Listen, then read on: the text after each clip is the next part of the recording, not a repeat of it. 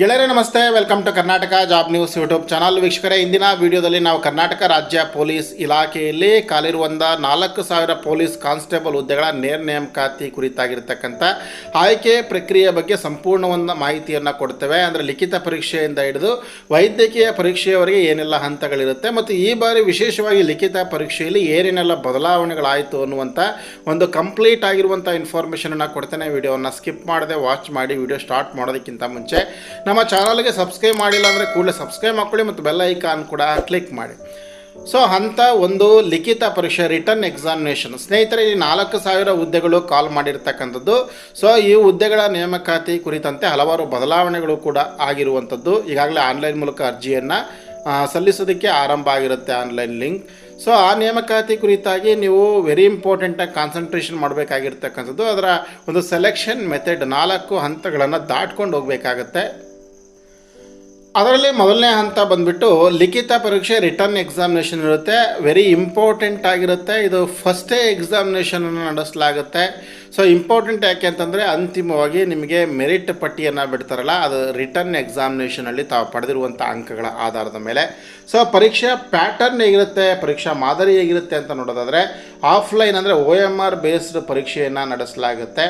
So ಅಂಕಗಳು 100 ಪ್ರಶ್ನೆಗಳಿರುತ್ತೆ, 100 ಅಂಕಗಳಿರುತ್ತೆ. ಸಮಯಾವಧಿ ಬಂದುಬಿಟ್ಟು 90 ನಿಮಿಷ. ಅಂದರೆ ಪ್ರತಿ ಒಂದು ಪ್ರಶ್ನೆಯೂ ಕೂಡ 1 ನಿಮಿಷ ಕೂಡ ಟೈಮ್ ಸಿಗೋದಿಲ್ಲ. ಅಂದರೆ 90 ನಿಮಿಷಗಳಲ್ಲಿ ನೀವು 100 ಪ್ರಶ್ನೆಗಳಿಗೆ ಅಟೆಂಡ್ ಮಾಡಬೇಕಾಗುವಂಥದ್ದು. ಪಠ್ಯಕ್ರಮ ಬಂದುಬಿಟ್ಟು ಜನರಲ್ ನಾಲೆಡ್ಜ್ ಅಂದರೆ ಸಾಮಾನ್ಯ ಜ್ಞಾನ, ವಿಜ್ಞಾನ, ಭೂಗೋಳ, ಇತಿಹಾಸ, ಭಾರತ ಸಂವಿಧಾನ, ರಾಷ್ಟ್ರೀಯ ಸ್ವಾತಂತ್ರ್ಯ ಚಳುವಳಿ, ಮಾನಸಿಕ ಸಾಮರ್ಥ್ಯ, ನೈತಿಕ ಶಿಕ್ಷಣವನ್ನು ಒಳಗೊಂಡಿರತಕ್ಕಂಥ ಸಾಮಾನ್ಯ ಅಧ್ಯಯನ ವಿಷಯಗಳ ಮೇಲೆ ಪ್ರಶ್ನೆಗಳು ಇರುವಂಥದ್ದು. ಹಾಗೆ ಬಹಳ ಮುಖ್ಯವಾಗಿರುವಂಥದ್ದು ನೆಗೆಟಿವ್ ಮಾರ್ಕಿಂಗ್ ಇರುತ್ತೆ. ಒಂದು ವೇಳೆ ನಿಮಗೆ ಪ್ರಶ್ನೆಯ ಉತ್ತರ ಸರಿಯಾಗಿ ಗೊತ್ತಿಲ್ಲ ಅಂತಂದರೆ ಸೊ ಆ ಸಂದರ್ಭದಲ್ಲಿ ನೆಗೆಟಿವ್ ಮಾರ್ಕಿಂಗ್ ಇರುತ್ತೆ. ಅಂದರೆ ಅದರಲ್ಲಿ ತಪ್ಪು ಉತ್ತರವನ್ನು ಬರೆದಿದ್ದೇ ಆಯಿತು ಅಂತಂದರೆ ಸೊ ಆ ಒಂದು ತಪ್ಪು ಉತ್ತರಕ್ಕೆ 1/4 ಅಂಕಗಳು ಅಂದರೆ 0.25 4ನೇ 1 ಭಾಗದಷ್ಟು ಅಂಕವನ್ನು ಕಡಿತ ಮಾಡಲಾಗಿರುತ್ತೆ ಅಂತ. ಸೊ ಇಲ್ಲಿ ವಿಶಿಷ್ಟವಾಗಿರ್ತಕ್ಕಂಥ ಒಂದು ಹೊಸ ಮೆಥಡನ್ನು ಈ ಬಾರಿ ಪರಿಚಯ ಮಾಡಿದ್ದಾರೆ. ಸೊ ಎಲ್ಲರೂ ಕೂಡ ಸರಿಯಾಗಿ ಗಮನಿಸಿ. ಏನು ಅಂತಂದರೆ OMR ಉತ್ತರ ಪತ್ರಿಕೆಯಲ್ಲಿ ಈ ಬಾರಿ 5ನೇ ಆಯ್ಕೆಯನ್ನು ಕೂಡ ನೀಡಲಾಗುವಂಥದ್ದು. ಇದು ಪ್ರಶ್ನೆ ಪತ್ರಿಕೆಯಲ್ಲಿ ಇರೋದಿಲ್ಲ. OMR ಉತ್ತರ ಪತ್ರಿಕೆಯಲ್ಲಿ ಮಾತ್ರ 5ನೇ ಆಯ್ಕೆಯನ್ನು ನೀಡಲಾಗಿರುತ್ತೆ. ನೀವು ಯಾವುದೇ ಪ್ರಶ್ನೆಗೆ ಉತ್ತರಿಸ್ತಾ ಇದ್ದರೆ ಕಡ್ಡಾಯವಾಗಿ ಆ 5ನೇ ವೃತ್ತವನ್ನು ಶೇಡ್ ಮಾಡಬೇಕಾಗತ್ತೆ. ಒಂದು ವೇಳೆ ನೀವು ಯಾವುದೇ ವೃತ್ತವನ್ನು ಶೇಡ್ ಮಾಡದೇ ಇದ್ದರೂ ಕೂಡ 0.25 ಅಂಕಗಳನ್ನು ಕಡಿತಗೊಳಿಸಲಾಗುತ್ತೆ. ಸೊ ಹಾಗಾಗಿ ಪರೀಕ್ಷೆಯಲ್ಲಿ ನಡೆಯುವಂಥ ಅಕ್ರಮಗಳನ್ನು ತಡೆಗಟ್ಟೋದಕ್ಕೋಸ್ಕರ KEA ಈ ಒಂದು ನೂತನ ಪದ್ಧತಿಯನ್ನು ಪರಿಚಯ ಮಾಡಿರುವಂಥದ್ದು. ನಿಮ್ಮ OMR ಶೀಟಲ್ಲಿ ಇನ್ನು ಮುಂದೆ 4 ಆಯ್ಕೆಗಳಲ್ಲ 5 ಆಯ್ಕೆಗಳಿರುತ್ತೆ. ಅದರಲ್ಲಿ 5ನೇ ವೃತ್ತ ಅದು ನೆಗೆಟಿವ್ ಮಾರ್ಕಿಂಗ್ ಆಗಬಾರ್ದು ಮತ್ತು ನ್ಯೂಟ್ರಲ್ ಪೊಸಿಷನನ್ನು ಕಾಪಾಡೋದಕ್ಕೋಸ್ಕರ ಈ ಒಂದು ಶೇಡನ್ನು ಮಾಡಲೇಬೇಕಾಗತ್ತೆ. Very important. ಹಾಗೆ ಇದು ಹೊಸದಾಗಿ ಮತ್ತೊಂದು ಒಂದು ಹಂತವನ್ನು ಒಂದು ಅರ್ಹತಾ ಅಂಕವನ್ನು ಪರಿಚಯ ಮಾಡಿರುವಂಥದ್ದು. ಏನು ಅಂತಂದರೆ ಅಭ್ಯರ್ಥಿಗಳು ಮುಂದಿನ ಹಂತಕ್ಕೆ ಆಯ್ಕೆಯನ್ನು ಆಗೋದಕ್ಕೆ ಅಂದರೆ ETPSDಗೆ ಆಯ್ಕೆಯನ್ನು ಹೊಂದಬೇಕು ಅಂತಂದರೆ ಕಡ್ಡಾಯವಾಗಿ ಈ ಒಂದು ಪರೀಕ್ಷೆಯಲ್ಲಿ ಅಂದರೆ ಲಿಖಿತ ಪರೀಕ್ಷೆಯಲ್ಲಿ 30 ಅಂಕಗಳನ್ನು 100ಕ್ಕೆ 30 ಅಂಕಗಳನ್ನು ಗಳಿಸುವಂಥದ್ದು ಕಡ್ಡಾಯವಾಗಿರುತ್ತೆ. ಒಂದು ವೇಳೆ 29 ಅಂಕ ಬಂತು ಅಂದರೆ ಮುಂದೆ ನಿಮ್ಮನ್ನು PSDಗೆ ಕನ್ಸಿಡರೇಷನ್ ಮಾಡೋದಿಲ್ಲ. ಹಾಗೆ ವೆರಿ ಇಂಪಾರ್ಟೆಂಟ್ ಏನಂತಂದರೆ ಕಡ್ಡಾಯ ಕನ್ನಡ ಭಾಷಾ ಪರೀಕ್ಷೆ. ಇಲ್ಲಿ ವಿನಾಯಿತಿಯನ್ನು ಪಡೆಯದೇ ಇರತಕ್ಕಂಥ ಅಭ್ಯರ್ಥಿಗಳು ಪ್ರತ್ಯೇಕವಾಗಿರ್ತಕ್ಕಂಥ ಕಡ್ಡಾಯ ಕನ್ನಡ ಭಾಷಾ ಪರೀಕ್ಷೆಯನ್ನು ಅಟೆಂಡ್ ಆಗಬೇಕು. ಇನ್ನು ಹಂತ 2 ದೇಹದಾರ್ಢ್ಯತಾ ಪರೀಕ್ಷೆ ಅಂಥೇಳಿ ಫಿಸಿಕಲ್ ಸ್ಟ್ಯಾಂಡರ್ಡ್ ಟೆಸ್ಟ್ ಅಂತ. ಲಿಖಿತ ಪರೀಕ್ಷೆಯಲ್ಲಿ ಪಡೆದಿರುವಂಥ ಅಂಕಗಳ ಆಧಾರದ ಮೇಲೆ 1:5 ಅನುಪಾತದಡಿ ಅರ್ಹತೆಗೊಂಡ ಅಭ್ಯರ್ಥಿಗಳಿಗೆ ದೇಹದಾರ್ಢ್ಯತೆ ಪರೀಕ್ಷೆಯನ್ನು ನಡೆಸಲಾಗುತ್ತೆ.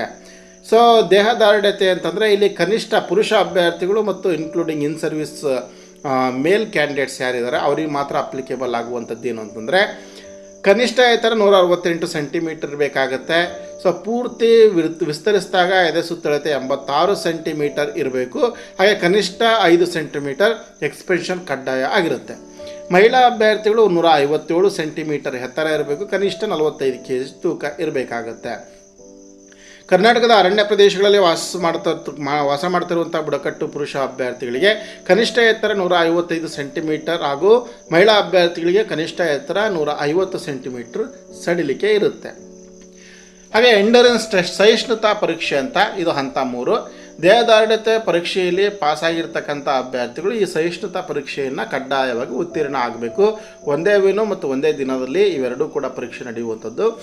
ಸೊ ಇಲ್ಲಿ ವೆರಿ ಇಂಪಾರ್ಟೆಂಟ್, ಪುರುಷ ಮತ್ತು ಸೇವಾನಿರತ ಪುರುಷ ಅಭ್ಯರ್ಥಿಗಳಿಗೆ ಓಟ 1600 ಮೀಟರ್ ಓಟವನ್ನು 6.5 ನಿಮಿಷಗಳಲ್ಲಿ ಪೂರೈಸಬೇಕಾಗುತ್ತೆ. ಜಿಗಿತ ಬಂದುಬಿಟ್ಟು ಎತ್ತರ ಜಿಗಿತ 1.2 ಮೀಟರ್ ಇರುತ್ತೆ. ಹಾಗೆ ಅದರಲ್ಲಿ ಉದ್ದ ಜಿಗಿತ ಕೂಡ ಇರುತ್ತೆ. ನೀವು ಎತ್ತರ ಜಿಗಿತ ಅಥವಾ ಉದ್ದ ಜಿಗಿತ ಯಾವುದಾದ್ರೂ ಒಂದು ಕಂಪ್ಲೀಟ್ ಮಾಡಿದರೆ ಸಾಕು. 3 ಅವಕಾಶಗಳಿರುತ್ತೆ. ಉದ್ದ ಜಿಗಿತ ಬಂದುಬಿಟ್ಟು 3.8 ಮೀಟರ್ ಇರುತ್ತೆ. ಗುಂಡು ಎಸೆತ ಬಂದುಬಿಟ್ಟು 7.26 kg ತೂಕದ ಗುಂಡನ್ನು ಕನಿಷ್ಠ 5.6 ಮೀಟರ್ ಎಸಿಬೇಕಾಗುತ್ತೆ. ಇಲ್ಲೂ ಕೂಡ 3 ಅವಕಾಶಗಳಿರುತ್ತೆ. ಸೊ ಮಹಿಳೆಯರಿಗೆ, ತೃತೀಯ ಲಿಂಗಿಗಳಿಗೆ ಮತ್ತು ಮಾಜಿ ಸೈನಿಕ ಅಭ್ಯರ್ಥಿಗಳಿಗೆ ಸ್ವಲ್ಪ ರಿಯಾಯಿತಿ ಇರುತ್ತೆ. ಓಟ 400 ಮೀಟರ್ ಓಟ 2 ನಿಮಿಷ ಇರುತ್ತೆ.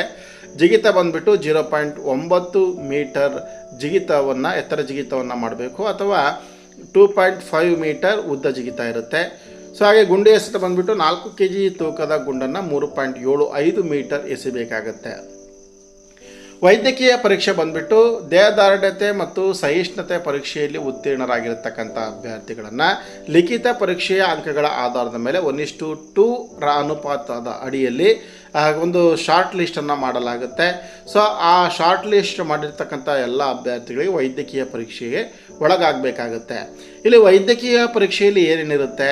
ಸೊ ದೃಷ್ಟಿ ವೆರಿ ಇಂಪಾರ್ಟೆಂಟ್. ಇದು ಸಮೀಪ ದೃಷ್ಟಿ ಮತ್ತು ದೂರದೃಷ್ಟಿ, ಹಾಗೆ ವರ್ಣಾಂಧತೆ, ಮೆಳ್ಳಗಣ್ಣು ಇದ್ದರೆ ಅನರ್ಹತೆಗೊಳಿಸಲಾಗುತ್ತೆ. ಹಾಗೆ ಶ್ರವಣ ಶಕ್ತಿ ಇರುತ್ತೆ. ಶ್ರವಣ ಶಕ್ತಿ ಸಂಬಂಧಪಟ್ಟಂಥ ಕೆಲವು ಟೆಸ್ಟ್ಗಳನ್ನ ಮಾಡ್ತಾರೆ. ರೆನ್ನೆಸ್ ಟೆಸ್ಟು, ವೆಬರ್ ಟೆಸ್ಟ್ಗಳನ್ನು ನಡೆಸಲಾಗುತ್ತೆ. ಹಾಗೆ ಚೆಸ್ಟ್ ಎಕ್ಸ್ರೇ ಕೂಡ ಪರೀಕ್ಷೆಯನ್ನು ಮಾಡಲಾಗುತ್ತೆ.